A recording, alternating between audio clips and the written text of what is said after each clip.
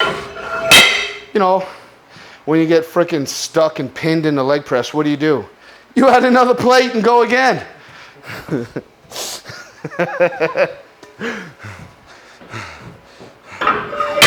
Oh, it must be nice. How do you squat so much, or how do you get to where you're at? By doing dumb shit. Just being an idiot. This is the warm-up. This is squat day warm-up.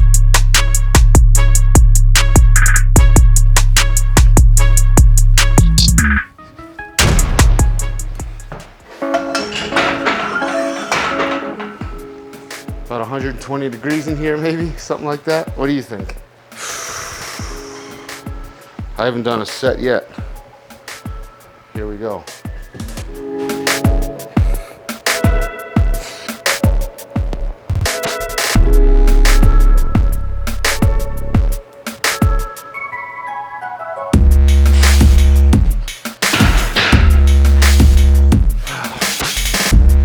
Warm-ups begin. First thing we're gonna do is a double at 5:45. We'll see. Feel fine. A little hot, but feel fine.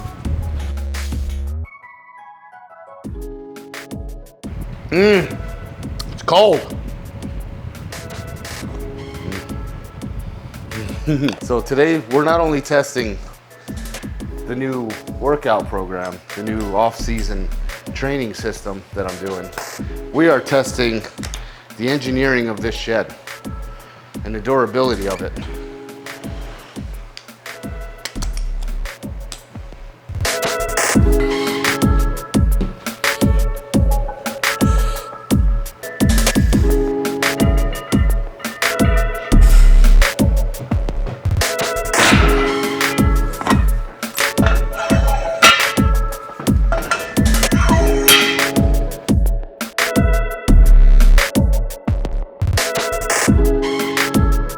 Little mantras that I say whenever I'm going to do something heavy for real.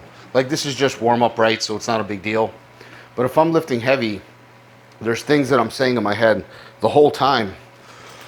So you don't get any like thoughts of disbelief. Just thinking that you're going to fail the lift. Like a placebo effect, right?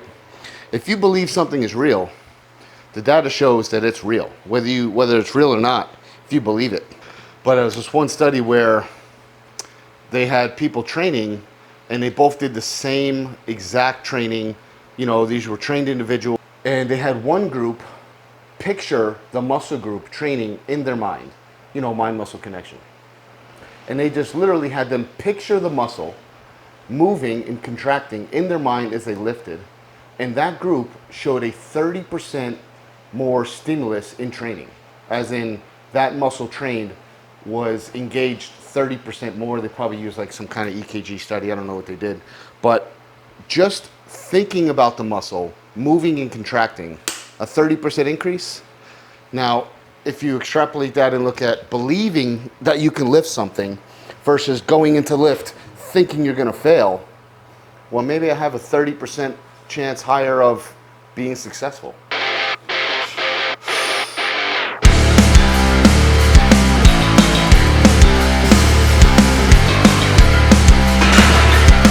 So like these ones they don't feel like they help as much as my other ones. So I use them for my off season the whole time all the way through. So ideally then when I put on my competition sleeves that feel so much tighter, they feel more rigid. It feels like all of a sudden I get like a, like a 2 or 3% boost in my squat.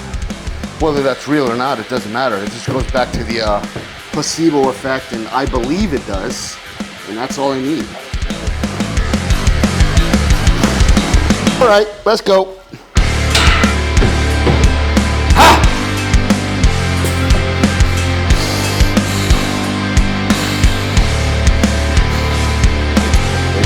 Let's go. Ah! Let's go. Ah!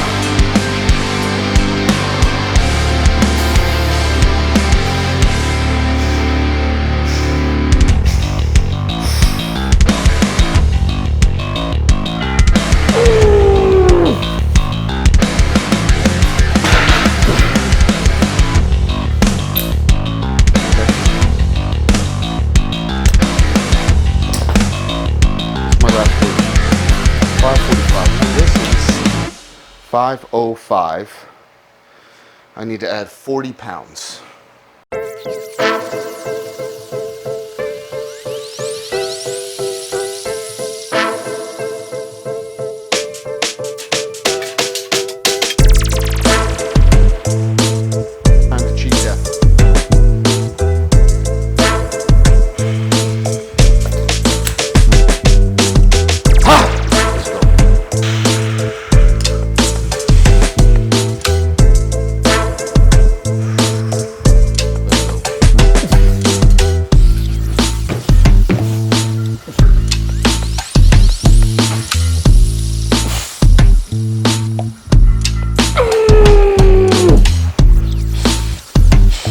I got another one.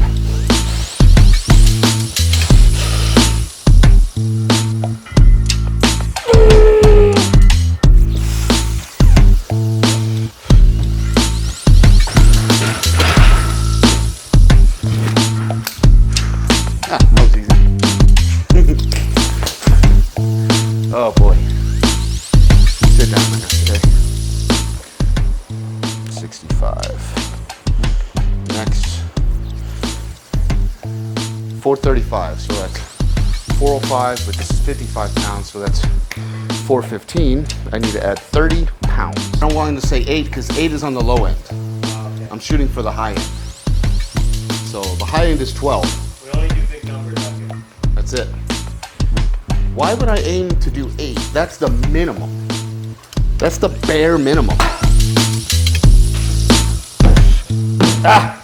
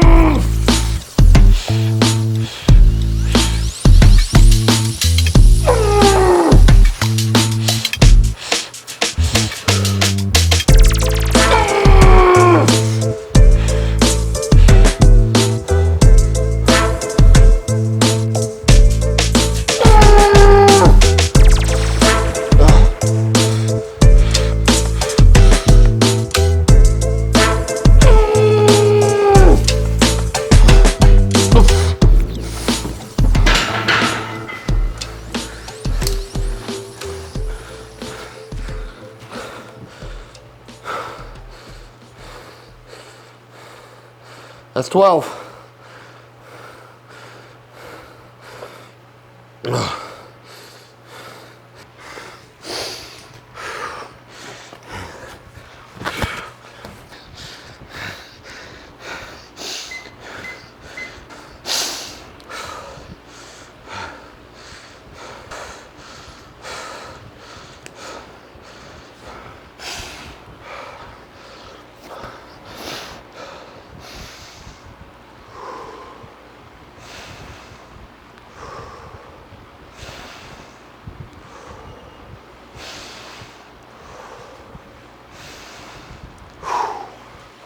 All right, 485. I gotta add 50 pounds.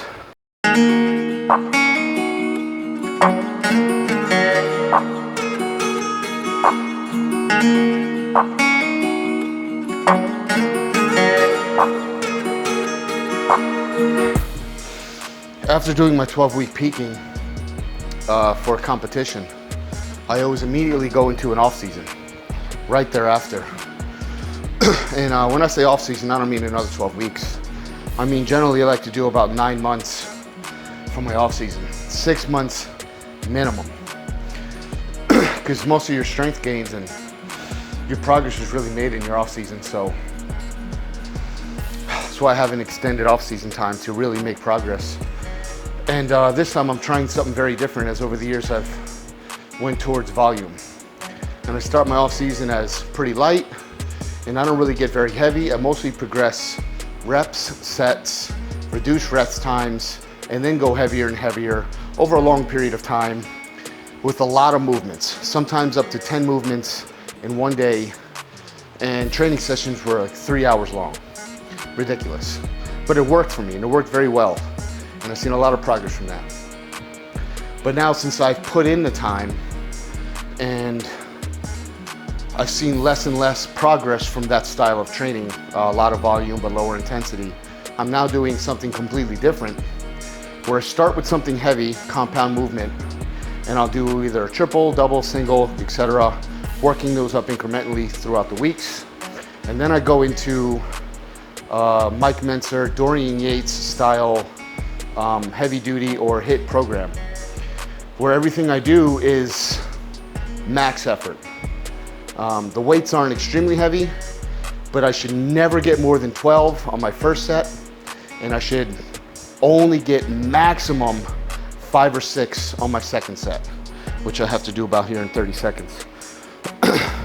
And that's it. So everything I do is all out effort.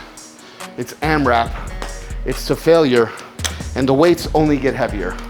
I'm never going above 12 reps on my first set, hopefully, or else the weight was too light. And I'm never going above 5 or 6 reps on my second set, unless of course it was too light. And you can see I almost died getting 12 on that last set. But since I got 12, next week, the weight goes up, which probably means the reps go down and I build them back up, etc., etc. So I'm always at full intensity. Every rep is hard.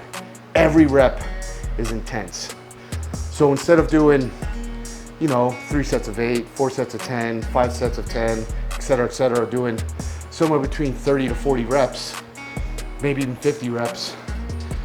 Only the last 2 reps counts per set? What are you doing, 7 or 8 good reps inside 20 minutes of one set, of one workout? Every rep I do here counts. Every one of those 12 reps was terrible. And every rep right now is about to be equally terrible. So in a shorter amount of time, with a whole lot more effort, I've shaved off my 3-hour sessions down to 90 minutes, and I'm seeing more progress in the last 2 weeks than I've ever seen in previous off seasons. So for me, the adaptation of pushing the intensity versus the volume as a strength athlete is showing significant benefits. But we'll see how this goes over the next few months as I continue this.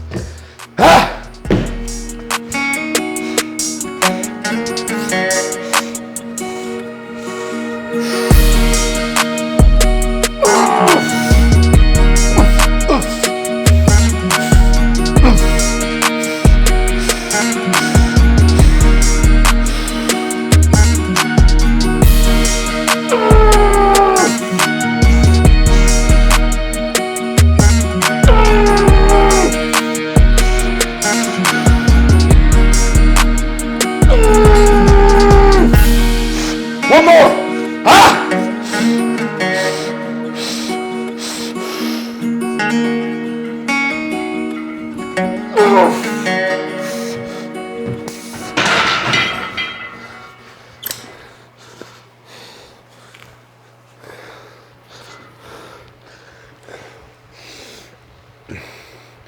No easy reps. That was 4? Probably. Now, because I didn't beat 5 reps, again, I won 3 to 5 reps on this set. I got 4. This week or next week, the weight stays at 485. But my previous set of 12 reps at 435 will go up by 10 pounds. So there's always progress, no matter what. Even if the weight didn't change at all this week, next week I would do more reps because hopefully my adaptation would be stronger, my work capacity would go up, and I'd get more stimulus from my training. So there's never not progress from week to week. We are literally in a heat wave in August in Florida, in peak sun time, in an aluminum shed with no insulation. boy. Let's go, baby.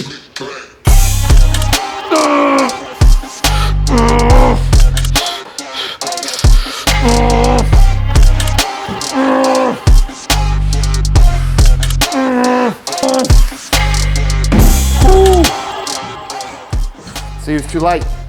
I got 15. Still need them heavier. That's okay.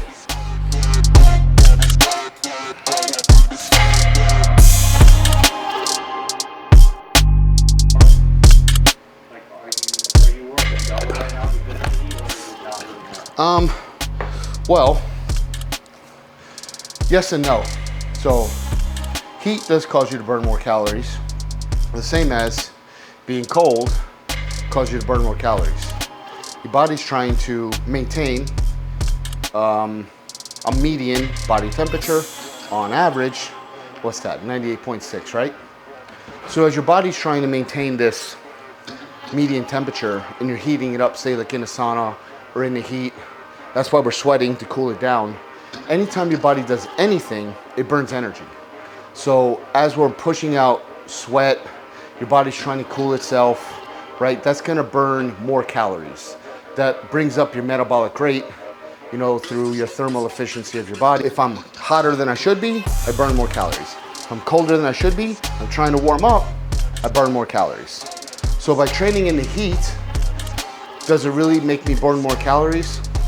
Sure, but in such an insignificant amount that it's definitely better to train in an AC environment, because I'm reducing my ability to train hard right now. So my net loss of how I'm able to push myself with potentially shorter rest times, because I can recover quicker because my body's cooler, and I can push myself maybe 1, maybe 2, maybe even 3 more extra reps if my body's holding closer to that medium temperature. So while hotter technically burns more calories, that's not what I'm after. If I want to burn more calories, I'll just walk more steps in a day, or I'll eat slightly less food, or I'll put in 10 to 15 minutes on the Airdyne bike to burn those extra calories. I'd much rather train in a comfortable environment so I can train harder, which is far more important than sweating out a few extra calories. No cheating.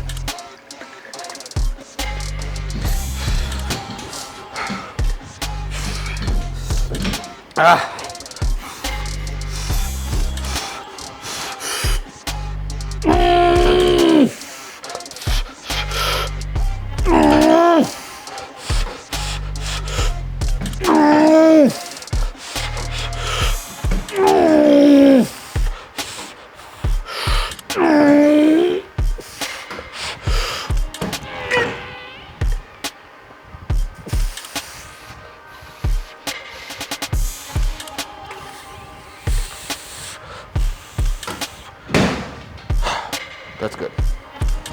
We'll stop there.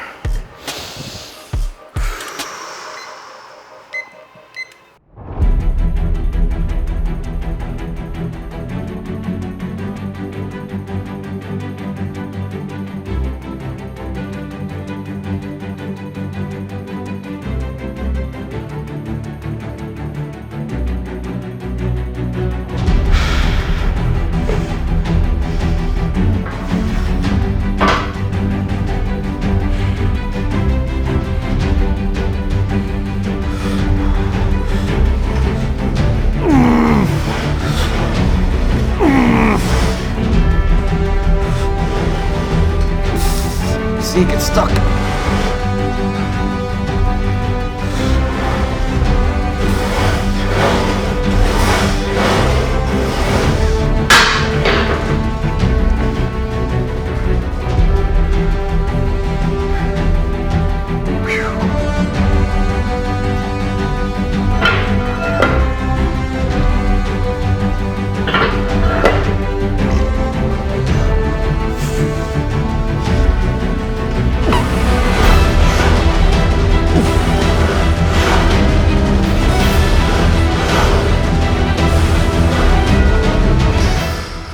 This will be my first real set on this leg press since I rebuilt it, and sometimes it gets stuck at the bottom. We'll see.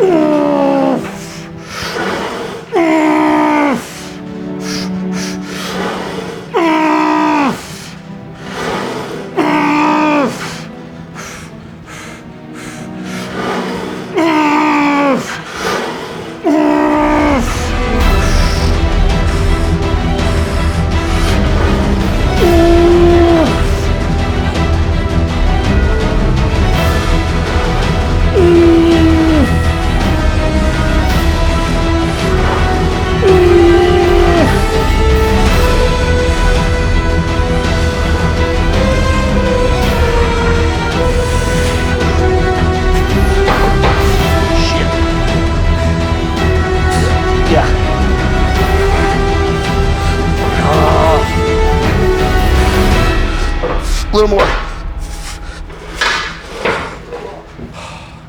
It got stuck.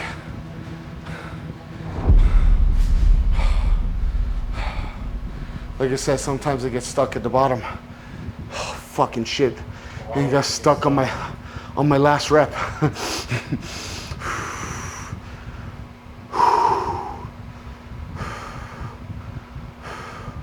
That was like a good isometric there at the bottom, getting stuck. Holy shit. Oh boy.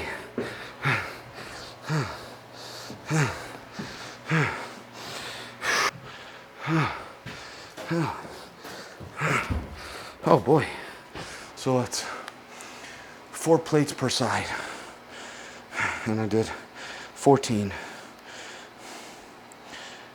So let's see if I can push it back up to the proper height now that I can maybe have a little more energy. If I can get into the right position, I can push it up.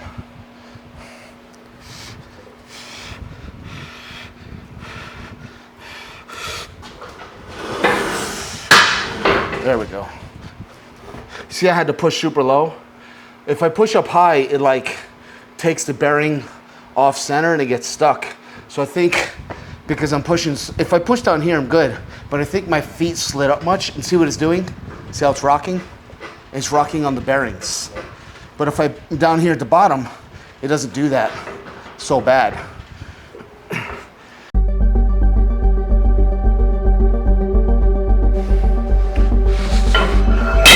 You know, when you get freaking stuck and pinned in the leg press, what do? You add another plate and go again.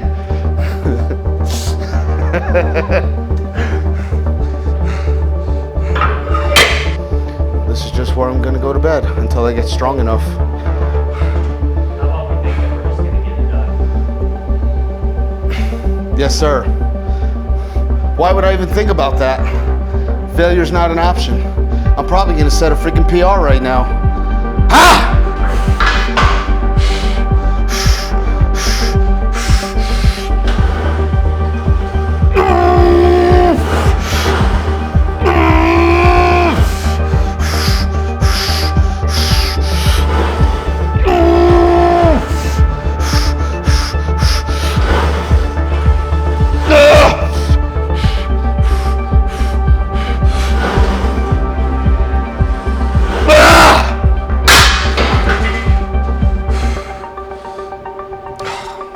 That was like an RP6. What do you think?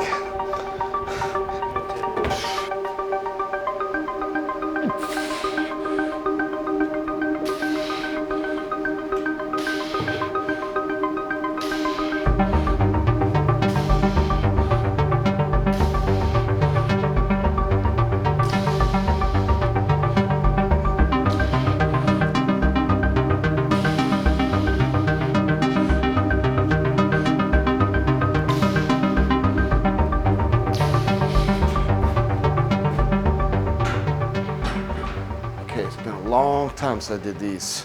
What is this that you're doing? These are called a Cossack squat. Some people have different names for it, but that's what I know it as. Cossack, as in C-O-S-S-A-C-K, I believe. Cossack. And that's the name of somebody that I believe was the one to really make them more well known.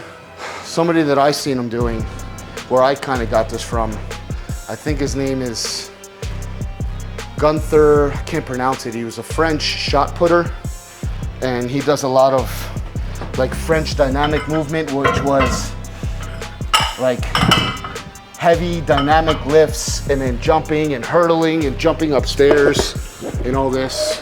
And again, this guy was a shot putter, you know, a thrower, but he would still train a lot of jumping, crazy movements like this, and go directly into jumping movements. So it's called the French contrast style of training, where you do a heavy static movement into a dynamic movement to get your strength, your slow twitch, and then your explosiveness, your fast twitch.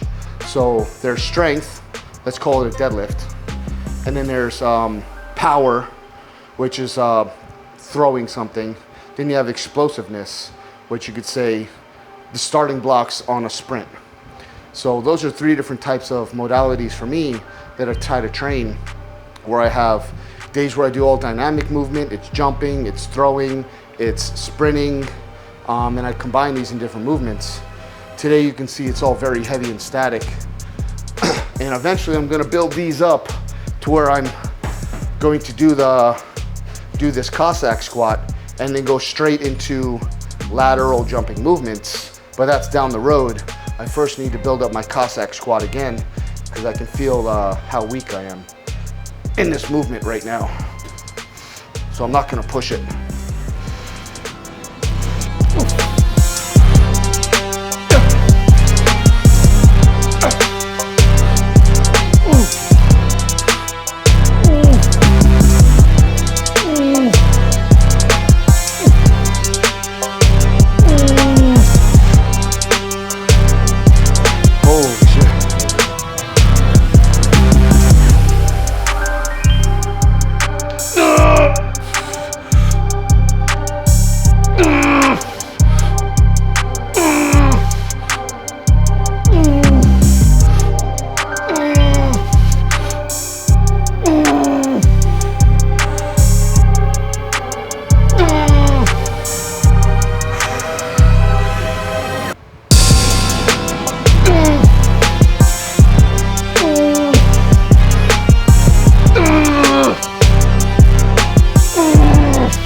That's 6.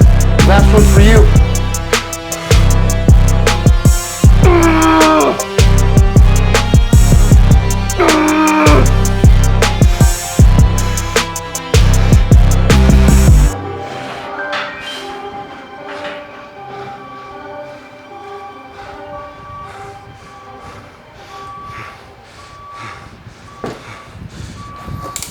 Oh my God.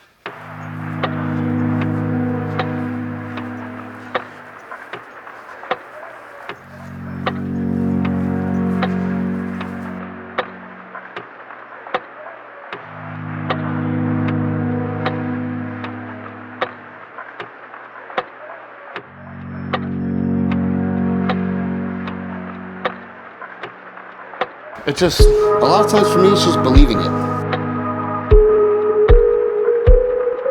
You know, I believe my training is thought out well.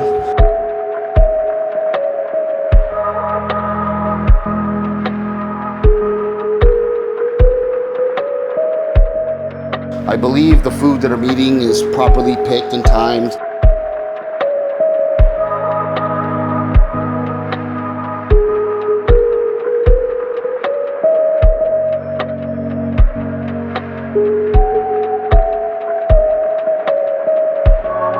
I believe all the stuff that I'm using and everything else is working.